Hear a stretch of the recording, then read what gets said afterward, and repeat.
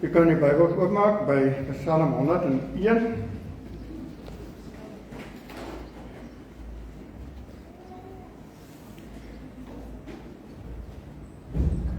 En ons tema vir vandag is riglyne vir 'n Christelike lewenswyse. Nou ek gaan die 2020 vertaling gebruik. Dit mag dalk verskil, maar dit is ook baie soos die 53 vertaling. Want daar is 'n paar woorde wat vir my belangrik is, hoe dit hier vertaal is. Psalm 101 van Dawid, 'n psalm. Oor troue liefde en oor regspraak wil ek sing. U Here wil ek besing. Ek wil my toespits op 'n onberispelike lewenswyse. Wanneer sal ek dit bereik? Ek sal met 'n opregte hart leef in my huis. Ek sal nie iets boos voor my oë verdra nie. In die pleeg van wandade het ek 'n weerstand. Dit mag nie aan my kleef nie. 'n vals hart moet van my wegbly. Van boosheid wil ek niks weet nie. Weet hy medemens in die geheim belaster, hom sal ek vernietig. Hoogvaardige oë en 'n hoogmoedige hart, dit kan ek nie verdra nie. Ek is op die uitkyk vir betroubares in die land, sodat hulle by my kan bly. Wie 'n onberispelike lewenswyse handhaaf, hulle mag my dien. Daar sal niemand in my huis woon wat bedrog pleeg nie. Wie leuns vertel, sal nie voor my oë stand hou nie. Elke môre sal ek al die goddeloses in die land vernietig, om so almal wat onreg pleeg uit die stad van die Here uit te roei. Ja, dit is harde woorde van Dawid hierdie. En dit is woorde wat vir ons 'n bietjie tot verantwoording bring. En vir ons sê maar, hoe lyk my lewe? En die Nuwe Testament het nogal baie tekste wat ons kan lees oor 'n Christelike lewe, hoe om as Christene te leef. En Romeine 12 is 'n bekende een van dit. En ja, die bergpredikasie. So daar's 'n klomp tekste in die Bybel wat vir ons, veral die Nuwe Testament wat vir ons riglyne is, maar bitter min gebruik ons die Ou Testament om vir ons te sê, maar hoe moet ons as Christene lewe? En Dawid, weet ons, was baie naby aan die Here. En Dawid begin hierdie psalm deur te sê, oor troue liefde en regspraak wil ek sing. U Here wil ek besing. So Dawid begin by sy verhouding met God. En hy begin om te sê, maar ek wil die Here besing.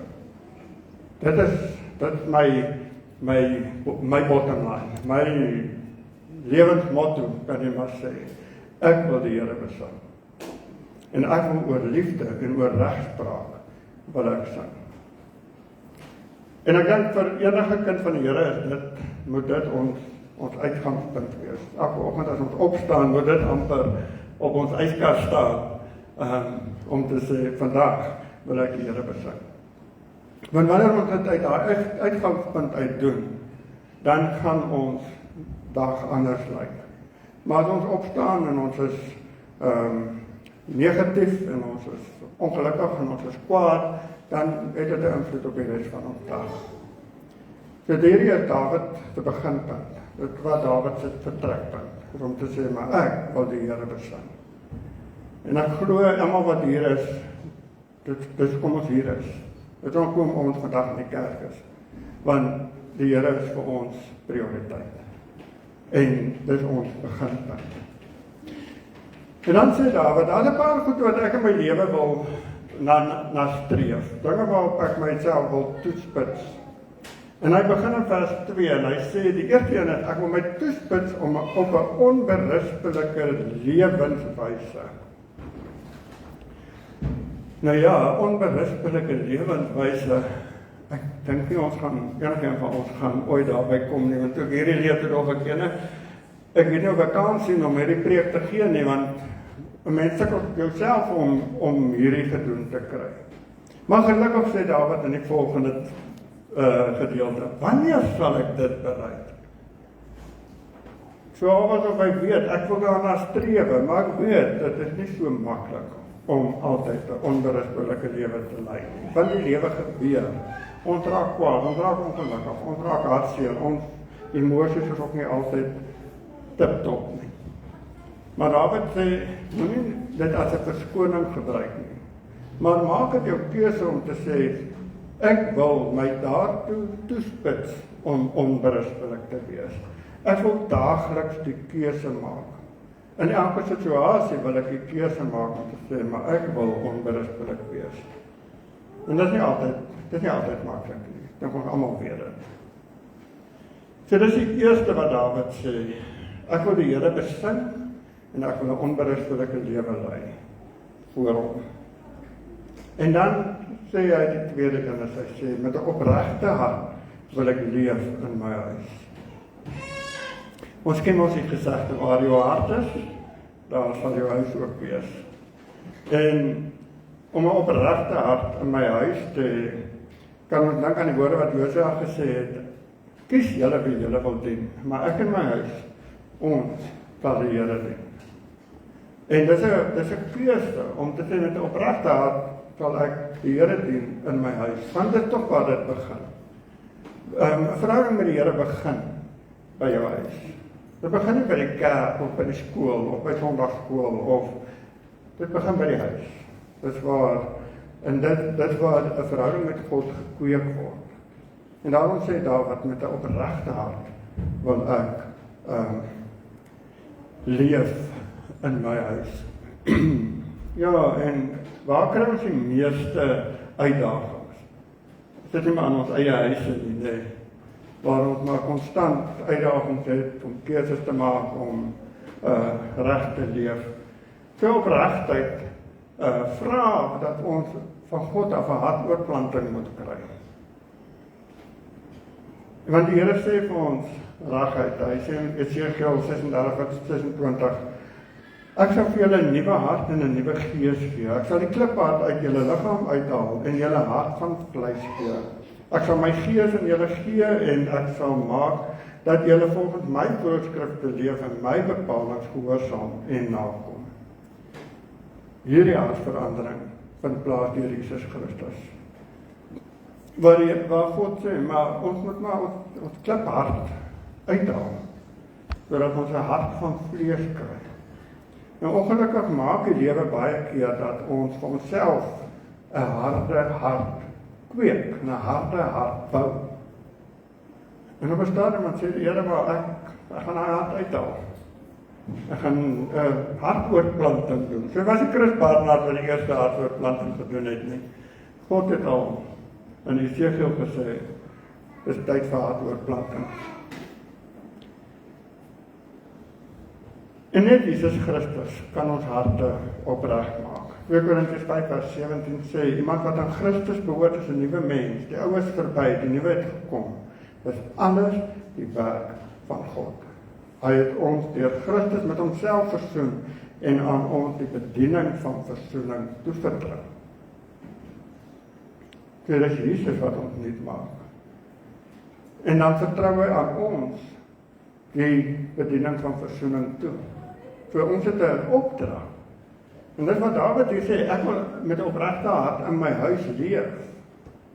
My vrou moet dit sien, my kinders moet dit sien, my werkmense moet dit sien, en dan kring dit uit na my familie, my vriende, kollegas, landsburgers, maar dit begin by die huis. Dit is 'n gesonde gesin is seker die mees kragtigste wapen van bediening. En daarom moet ons gereeld vra, Here, gee vir my opregte hart in my gesin. Dawid sê in vers 4, 'n valse hart wil ek nie naby my toelaat nie.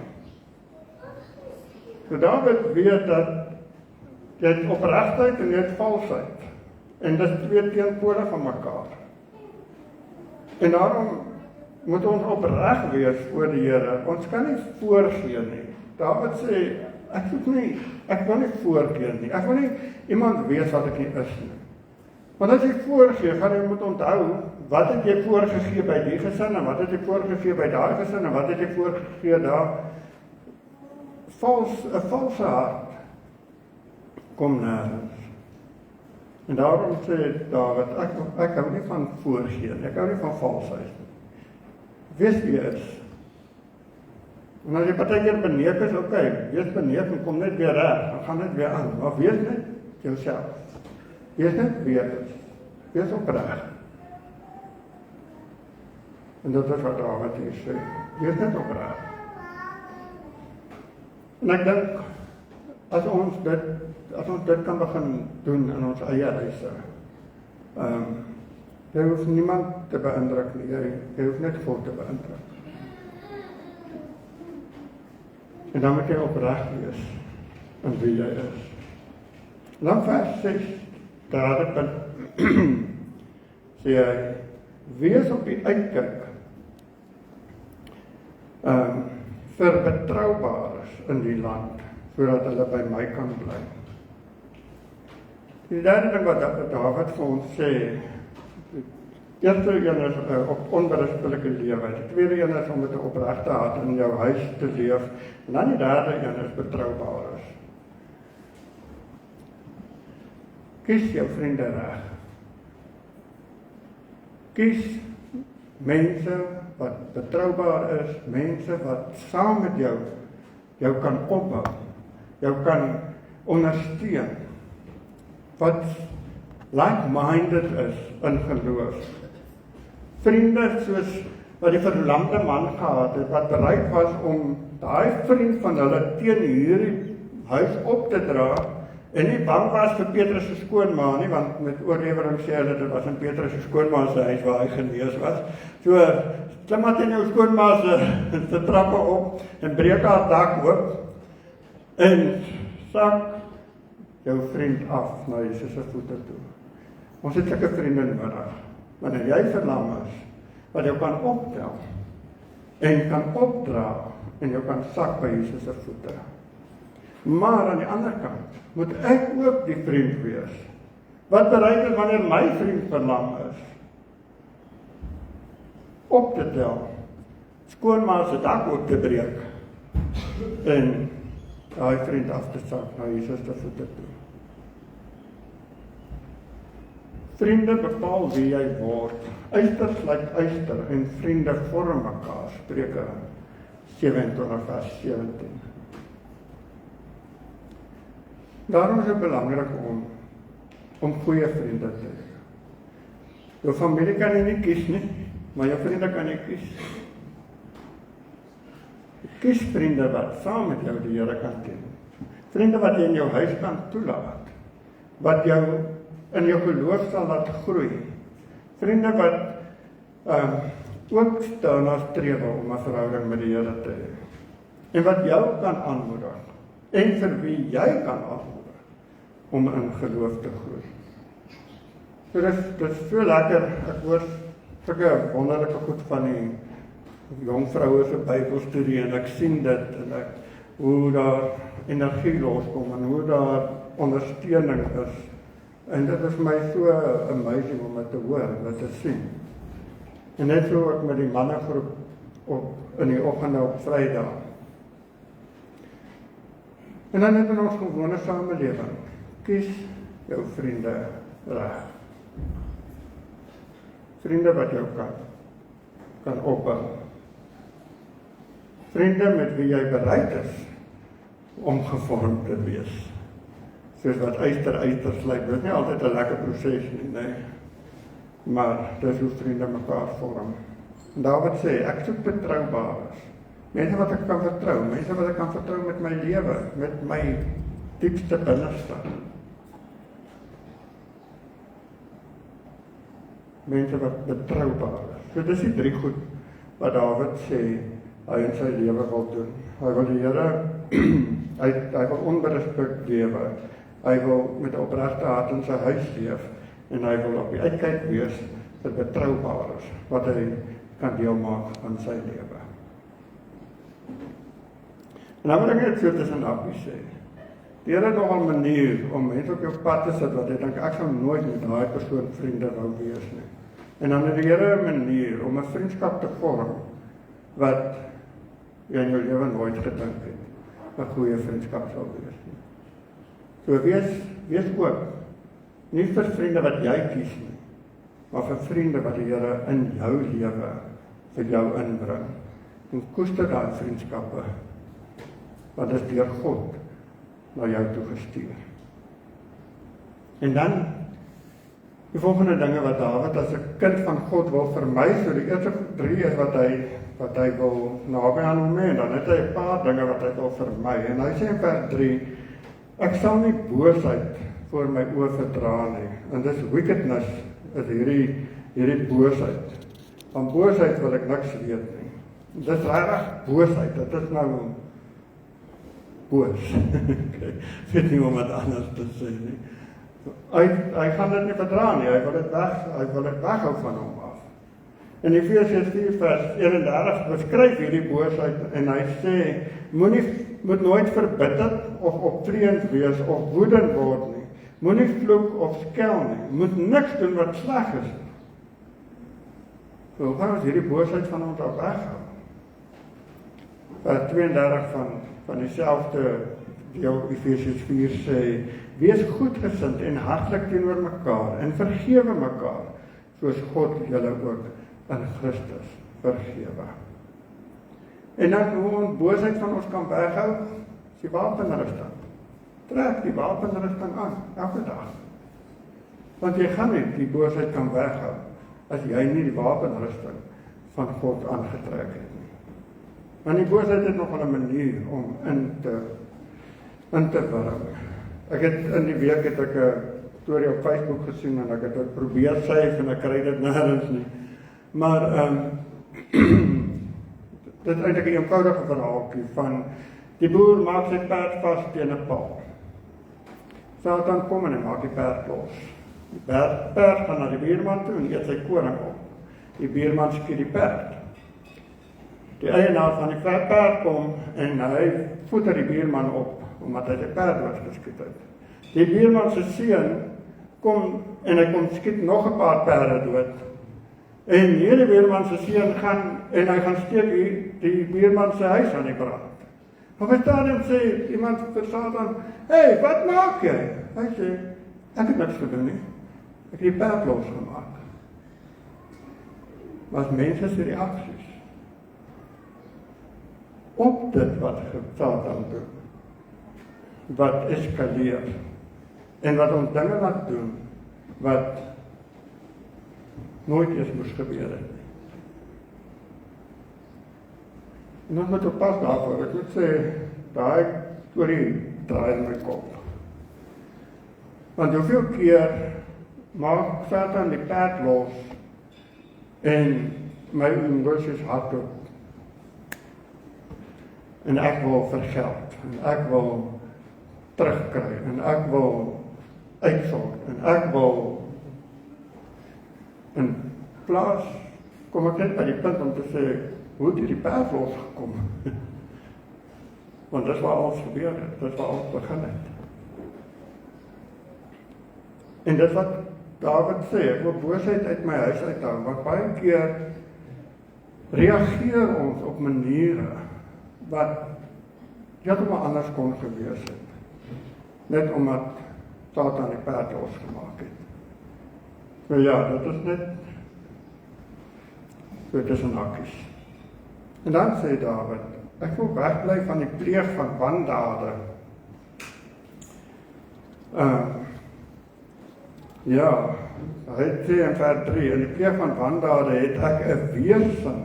Dit mag nie aan my vaskleef nie.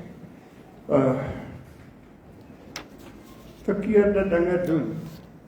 Boosheid is om willens en wetens iets te doen om iemand seer te maak en om kwaad te stook en om moeilikheid te veroorsaak. Maar wandade is baie keer doen ons iets en dit is nie met die absolute wil om iemand seer te maak of kwaad te maak nie, maar ek tree op 'n manier wat ander mense seer maak.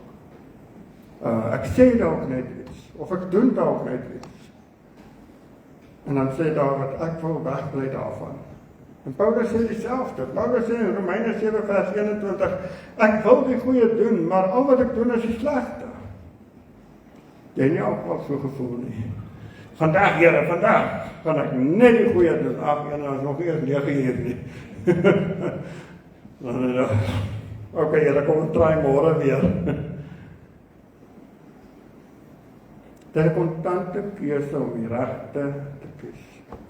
'n Konstante keuse om te sê, Here, ek wil die goeie doen.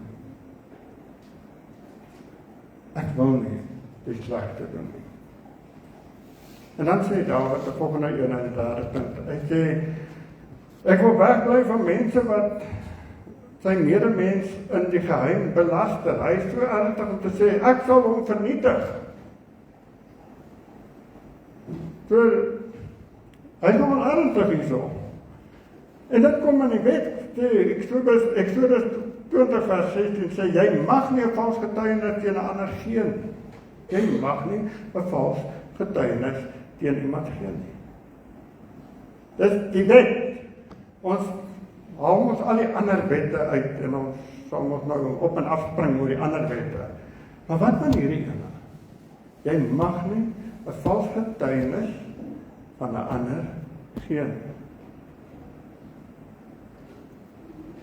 Want dan is ons besig om iemand te belaster. Is dit nie so nie? Want deur dit wat ons sê, maak ons iemand seer.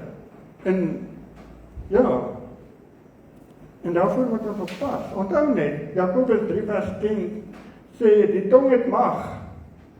En met die tong kan ons vernietig. En daarvoor moet ons oppas oor wat ons sê en hoe ons dit sê. En dan sê Jakobus vir ons, met die aan die een kant loof ons die Here met die tong, en aan die ander kant vloek ons mense met die tong. So, ons moet bietjie daaraan werk. En nog 'n manier, ons iemand belaster is natuurlik kinderstories. Want dit is valse getuienis, is dit nie? Ons breek die wet van God. Punt. So volgende keer, as ek, nie ek, iemand wil uittrap wat 'n moord gepleeg het, dan moet ek net eers onthou, het ek nie daar Exodus 20 vers 16 gebreek. Is ek nie dan net so skuldig, so daai ou wat 'n moord gepleeg het nie? Staan in die wet van die Here, sorry. Kan nie sekere dele van die wet belangriker maak en ander dele van die wet minder belangrik maak nie. Vir God is dit gelyk. En daarom sê Dawid, bly weg van mense wat sy medemens in die geheim belaster. En dan praat hy hier van hoogwaardige oë. Nou moet ek wonder, wat is hoogwaardige oë? En die verduideliking daarvoor, eyes are raised up high. Hoe gister nie, mense wat, ek wil amper sê neus in die lig. Hoogwaardige oë, mense wat neer kyk op ander.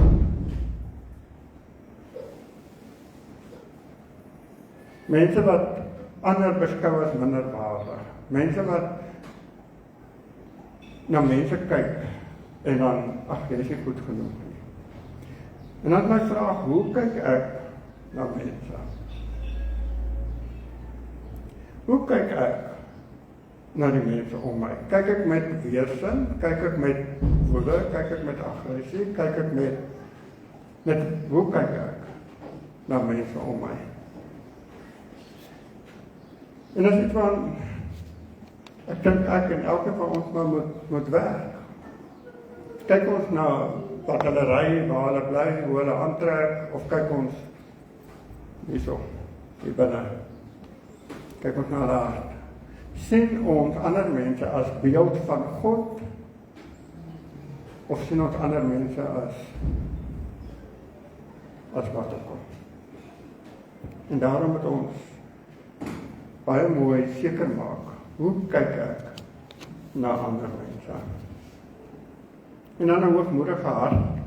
Die ene hoe ek kyk, die ander is 'n hoogmoedige hart. Die woord wat hier ook gebruik word een van die vertalings sê, dit is 'n arrogante hart, ek hou meer daarvan. As 'n hoogmoedige hart, dit is 'n arrogante hart. Dit is 'n hart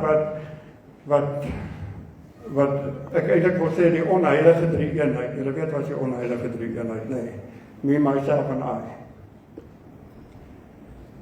Maar die onheilige drie-eenheid, wanneer ek myself so belangrik ag, dat ek eintlik untouchable is, en dat ek neerkyk op ander, en dat ek ander verkleineer, en dat ek myself baie belangriker ag as enigiemand anders. En onthou, I'm not God's gift to the world. Daar was net een geskenk na hierdie wêreld toe. En dis Jesus Christus. Paulus sê in Romeine 12 vers 3, moenie van jouself meer dink as wat jy behoort te dink nie. Nee, lê jou liewer daarop toe om beskeie te wees in ooreenstemming met die maat van geloof wat God aan elkeen toebedeel het. En dan sê Dawid, moenie bedrog pleeg nie. En bedrog is nie altyd geld nie. Moenie bedrieg nie. Moet nie iemand bedrieg nie. Ek dink nie ek kan daar uitbrei nie, want onthou, jy kan nie twee gode dien nie. Jy kan nie vir God en Mammon dien nie. Moenie bedrog pleeg nie, maar moet ook nie enigiemand bedrieg, het sy met geld of met enigiets. Dit kom terug by 'n opregte hart. En dan die laaste een wat Dawid sê, dat hy nie wil doen nie, is moenie leuns vertel nie. En leuns vertel is al amper weer terug by Exodus 20, wat sê, jy mag geen valse getuienis lewer nie, moenie jok nie. Toe ek groot geword het, ek weet nie of julle ook die gesegde ken nie, maar daar is altyd gesê, as jy kan lieg, kan jy steel. En as jy kan steel, dan kan jy doodmaak. Ek sien 'n paar smaal, so lyk my nog iemand ken dit, nee. Moenie lieg, moenie leuns vertel nie. Die waarheid is nie altyd lekker nie, maar die waarheid maak vry. Moenie leuns vertel nie. Nou ook, wat my maat altyd gesê, as jy die waarheid praat, hoef jy nooit 'n goeie geheue te hê nie. Maar as jy lieg en leuns vertel, moet jy baie goeie geheue hê. Want jy moet onthou wat jy laas gelieg het, en jy moet onthou teenoor wie jy laas wat gelieg het. So, jy brand jouself net vas. Moenie leuns vertel nie. Bly by die waarheid, want die waarheid maak vry. En God hou van die waarheid. Nou soveel dinge wat ons manipuleer deur leuns. Kyk maar op sosiale media. En deesdae sosiale media amper vir ons belangriker as die Bybel. Want ons lees hom meer. Maar ons glo ook sosiale media makliker. Want dit staan ons daar. Maar dan sukkel ons om te glo wat hierin staan. Oppas vir sosiale media se leuns. Maak seker oor die waarheid. En dan kom Dawid en hy sluit af met 'n besluit. En hy sê, elke môre sal ek al die goddeloses in die land vernietig, om so almal wat onreg pleeg in die stad van die Here uit te roei. Dis nogal harde woorde. Ek dink ek sal eers uit my huis uit gaan om te probeer nie, want ek dink ek sal maar by myself moet begin. Maar wat Dawid hier sê is, die goddeloses wat absoluut teen God is. En ek moet ontslae raak van al die goddeloosheid in my. En ek moet ontslae raak van dit wat nie in lyn is met wat God van my verwag nie. So daarom as ons hierdie besluit van Dawid hier wil toepas, dan Alles wat ek tot nou toe gesê het, is baie mooi en baie oulik, maar dit beteken net mooi niks as ek dit nie kan toepas in my lewe nie. Hierdie preek beteken absoluut niks as jy nie iets daarmee gaan doen nie. As jy nie Psalm 101 gaan deurlees en net gaan sê, okay, waar gaan ek begin? Hoe gaan ek vir myself 'n opregte lewe kweek en 'n opregte hart en 'n onberispelike lewenswyse? Hoe gaan ek dit kweek? Waar gaan ek begin?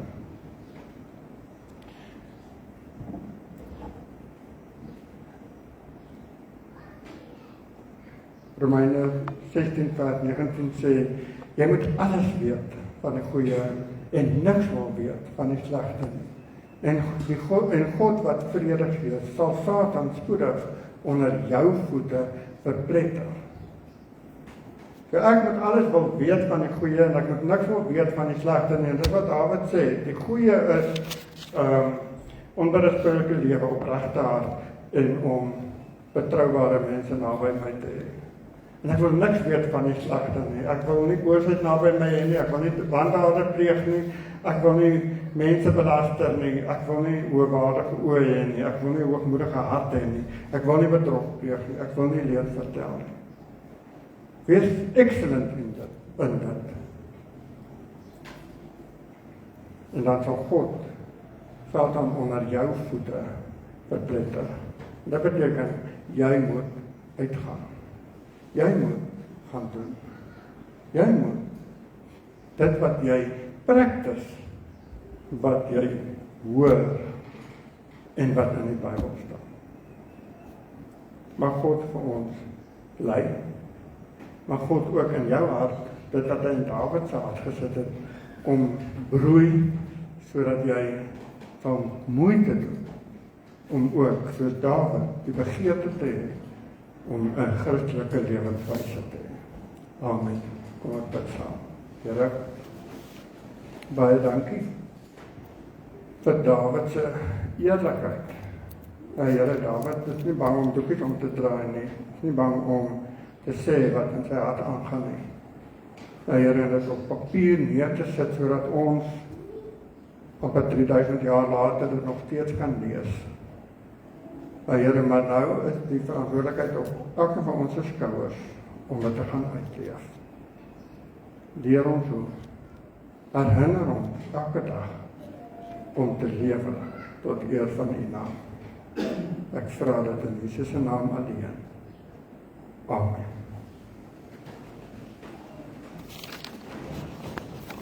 Daar is geleentheid om die Here te dien met die dankoffers.